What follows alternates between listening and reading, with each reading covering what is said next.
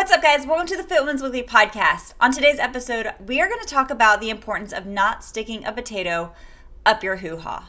Yeah, you heard that right. Now, in today's episode, I'm going to share with you step by step what I would do if my goal was strictly to add muscle mass to my body. If I wanted to get more toned, what is it that I would do with my daily routine to make sure that I got the results that I wanted? But to start us off, I want to rewind about 20 years ago, actually a little bit less than that. We're going to say 18 years ago. Right out of college, I wanted to go to med school. So in the meantime, while I was studying for my MCATs, my first job out of school was working as a medical assistant for a breast center. And the doctor that I worked for was amazing. Her name was Dr. Barron. She became a second mother to me. She became a mentor to me. And we would sit basically in a dark cave. She was a radiologist that specialized in mammography. So she was sitting in a dark room all the time, just looking at images. And we had some really great conversations in those times where we were just sitting together, looking at all the films. And during that, she would share with me different stories about her experience going through med school. And one of them was during her fellowship. So out of med school, she was working at an ER, and she had this woman come in. Well, a woman came into the ER, and she was leaking green goo out of places that should not be leaking green goo. And so, of course, they're like, what's going on? Let's run all of the tests. They sent her up to do x-rays.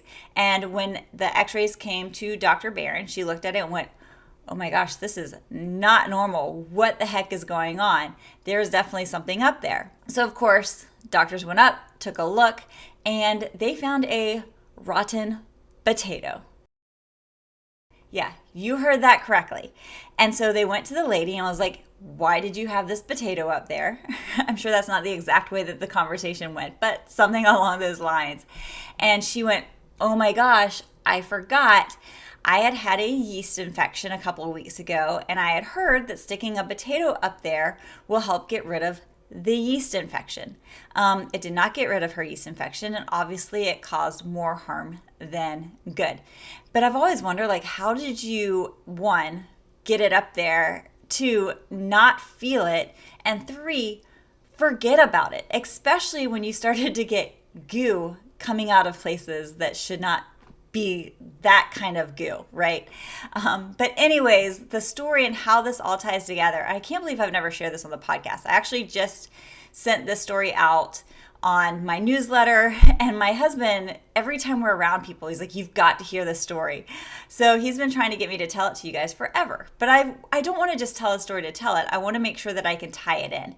And I feel like I can finally do that, because what this story tells us is that we live in a society where you hear things and you go, well, so-and-so told me this, so it must be true, right? Especially because of social media, especially because of things like TikTok, where that's where a lot of people get their information from. They can say, oh my gosh, so-and-so is a quote unquote expert, they went through some sort of certification, and now they're telling me that I should be taking these 10 supplements, that this is what's going to change my body, it's going to balance out my hormones. Or they look at somebody who looks amazing and they say, she must know what she's talking about because look at her. When at the end of the day, these quote unquote experts are not experts at all, and we're putting our trust in untrustworthy people that are just very passionate about something, but that doesn't mean that they actually know what they're putting out, and people who are sometimes just unfortunately trying to make a buck. And in the end, their advice could either be holding you back, giving it a longer opportunity for you to get the results that you want, or it could be a potato up the hoo-ha and causing you more harm than good simply because you heard this was what was going to solve your problems. So it is so important to make sure that you are going to the experts with what it is that you're looking after, not just with your health and fitness, but in all realms of life, right? If you need help with something, find someone who actually is an expert, who knows what they're doing and is a qualified individual to help you in the journey that you're trying to get through. And as a personal trainer for over 18 years, and as someone who did not get my certification and just immediately start training people online, I literally trained clients one-on-one for over 15 years. So yeah, I feel like I'm qualified to answer the questions that you guys have. And recently, see, now bringing this all full circle, I was asked the question, what would I do if my goal was to gain 5 to 10 pounds of muscle? What are the steps that I would take? And there are actually 7 of them that we are quickly going to go through so that you can take this information and go ahead and get started. First off, I would go ahead and have a realistic expectations. If it is muscle mass that I want to build, whether it's trying to build a better butt, whether I'm trying to build total body mass all over, trying to build muscle throughout my entire body, or if I'm trying to target areas, get better shoulders, whatever it is, I'm going to have realistic expectations and realize that for a woman, I'm going to expect about 1/4 to 1/2 pound of muscle mass building per month. And I know that that doesn't sound long or sound like a lot, but it takes a lot of energy and effort for your body to actually build muscle mass, and that takes time, and most of all, it takes being consistent. When I look back from 1 month to the next, sometimes I'm like, am I really seeing the results that I want? But then when I look back for like 6 months, I'm like, oh man, the results have been showing. So set those realistic expectations for yourself, and if you're not getting these crazy muscle building results within just a week or two, know that this is not something for the liver king, right? We're not taking steroids. We're not going about this in an unhealthy way, that this is realistic. And as long as you're putting in the work of these other 6 steps, you will get the results that you want. Cool? Step number 2 is stop being in a calorie deficit. In order to build muscle mass, your body needs the tools that it needs to build that mass. And that takes making sure that you get enough protein into your diet and make sure that you are getting enough calories in through your diet so that your body can repair itself and rebuild. You are not trying to go and be in a deficit. You're trying to build, right? Trying to be in an anabolic state of building. And so to do that, make sure that you are in some sort of deficit of anywhere between surplus, where you're eating about 100 to 300 calories extra per day. Now, there is an asterisk. If you are brand new to strength training, you can get some crazy newbie gains at the start of your training, where even if you are in a calorie deficit, you're going to go into like a body recomposition phase where it is pretty easy for newbies that are just getting started on their journey to burn body fat and build muscle simultaneously. But for someone who's already been working out consistently, those newbie gains are going to be a lot slimmer, and it does take being more into a calorie surplus to actually build muscle mass. So if you're always in a deficit and you're wondering why you're not looking more toned, that is why. Start eating at least at maintenance, but preferably go into that 100 to 300 calorie surplus, and you're going to build yourself up to get faster results. Tip number 2, prioritize protein. Like I just said, we want to be in that calorie surplus, but we also want to make sure that we're giving our muscles the building blocks that they deserve. Muscle is made out of amino acids, and that is made from protein. So we're taking our protein from our diet and then helping us to rebuild and repair our muscles after our workouts to then get bigger, stronger muscles. So how much protein should you be getting? A normal diet recommends about 0.6 grams of protein per pound that you weigh. However, we're not doing a normal diet. We're trying to go into an anabolic phase where we're actually building muscle. And so for that, we're trying to go into more of a 0.8 to 1.2 grams of protein per pound that you weigh. If you are considered obese, then going with a 1 gram of protein might be very, very difficult for you depending on how much that's recommending, right? So trying to get like 250 grams of protein might be a little bit too much, just a little bit too hard. So in order to not feel defeated from the get-go, at least start with that 0.8. But if you're capable, definitely work more towards that 1 gram, if not up to 1.2. There's no greater gains if you're trying to go beyond that. So make sure that the protein is good quality, make sure that you're getting a well-rounded diet, and if that means supplementing with a protein powder, then that's fine. And we'll talk more about that here in just a second. Number 3, lifting. Obviously, if we want to build muscle, you got to start picking up weights. You got to start moving your body, and you have to go near failure for most of your workouts. So you want to go into big compound lifts, meaning lifts like squats, deadlifts, pull-ups, bench press. Big exercises that work multiple muscle groups at once and big muscle groups to get the biggest bang from your buck. And you want to lift about 3 to 5 times. Now, in a previous episode recently, I talked about how you should do your splits. Should you do all total body workouts? Should you do an upper body, lower body split? And really that depends on what your training routine looks like. If you're lifting 3 days a week, I would recommend all 3 of those lifts being total body. That way you're making sure that you're getting the most volume for all of your big muscle groups. If you're working out more than that, I do recommend probably 2 total body lifting days and then and then you can do like 2 split days. So you can do a total body and then you can do an upper body split, then you can do a lower body split, and then you can do another upper body split. Make sure that you're never doing end on another total body split. Make sure that you're never doing back to back to back lifts of the same muscle groups, because you do want to make sure that you're giving your muscles time to rest and recover.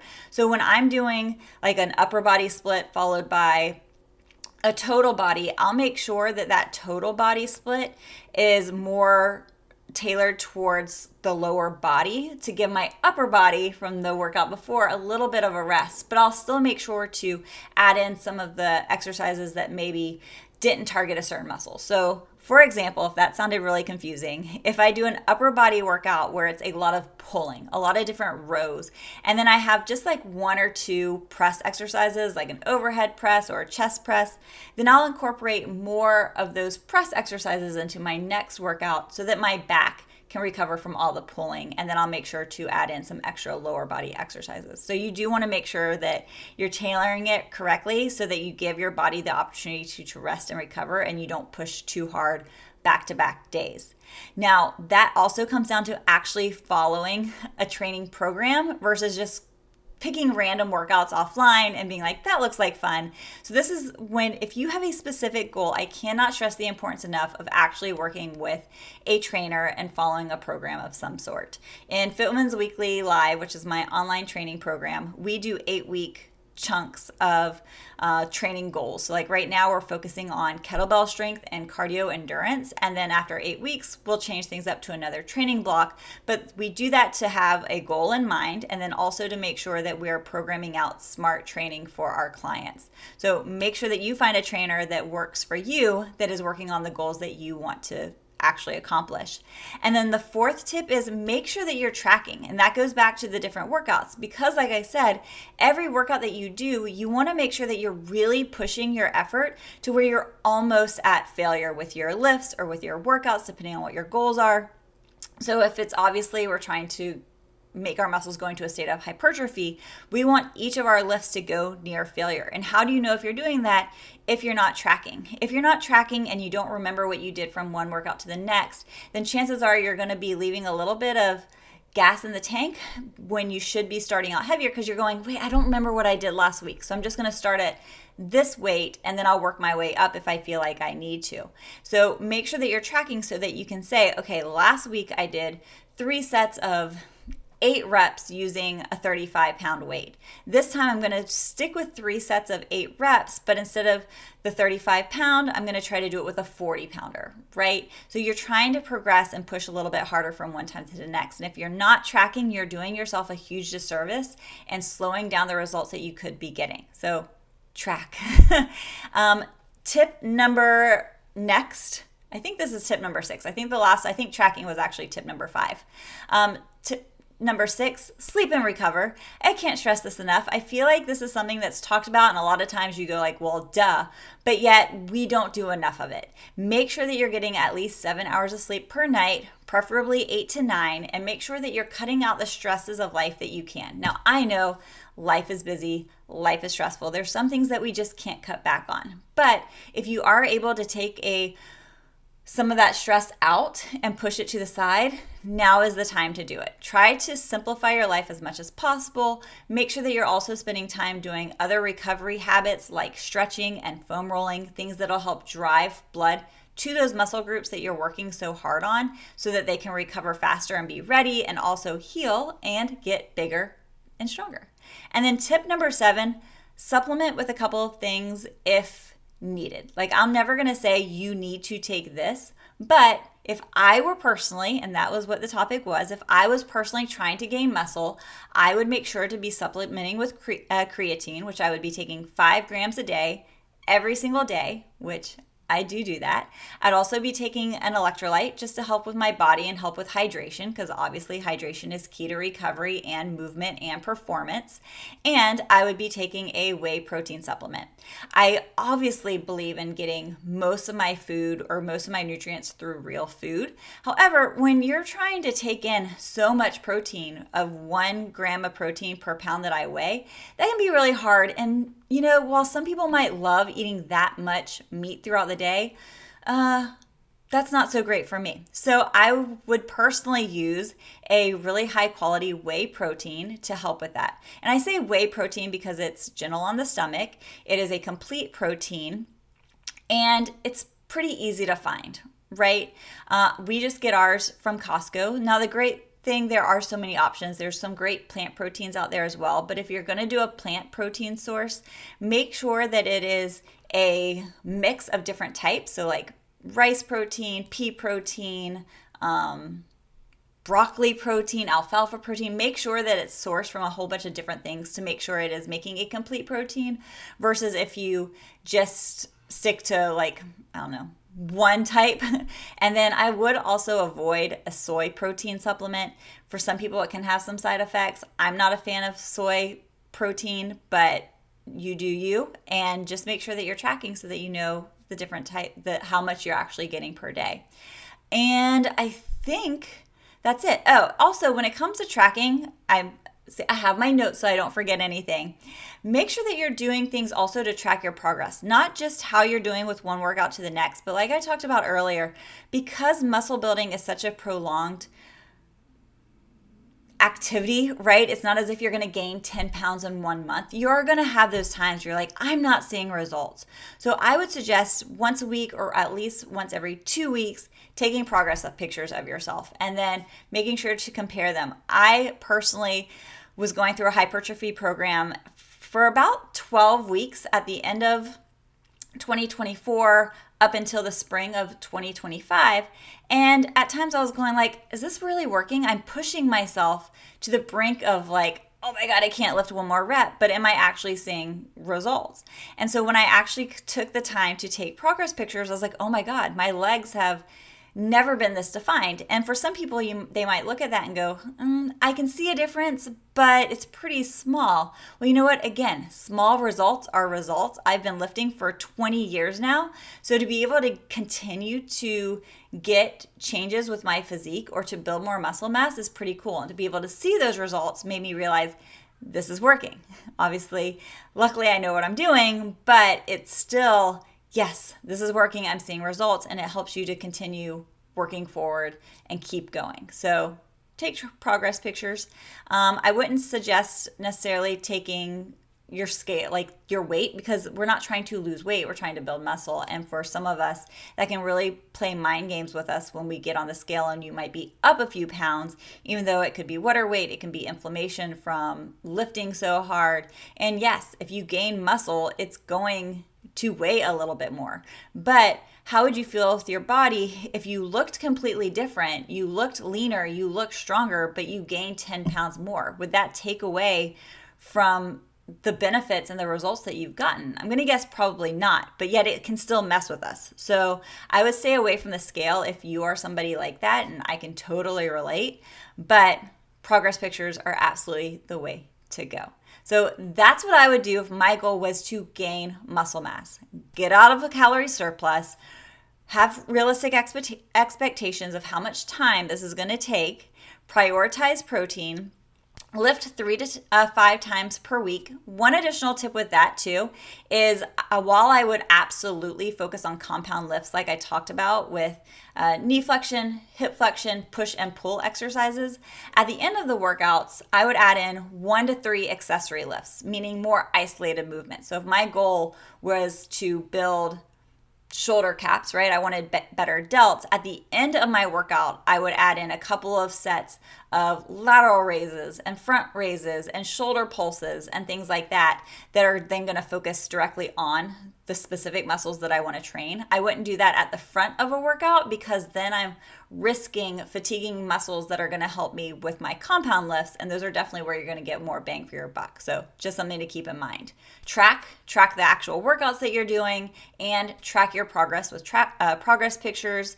Sleep, recover, cut stress as much as possible, foam roll, stretch, and then supplement if you feel like you're capable of doing that. Things with creatine, which I've recently did a podcast episode on creatine, so check that out, and a whey protein powder or any type of protein powder that works for you. All right, guys, that's what we had. If you found this episode helpful at all, do me a quick favor. Hit that like button and share it, because I'm going to guess if you enjoy this kind of content that other people in your life are going to enjoy it as well. We typically surround ourselves with people that are similar to us, right? So share it with your friends and family, and I would love you forever. Comment down below any questions that you have, and we can answer it on Friday's follow-up Q&A. I do want to get back to doing follow-up Fridays where I just answer questions, and they're very short and just very relaxed episodes. So comment your questions, let me know what's on your mind, and we'll continue the conversation. All right, bye.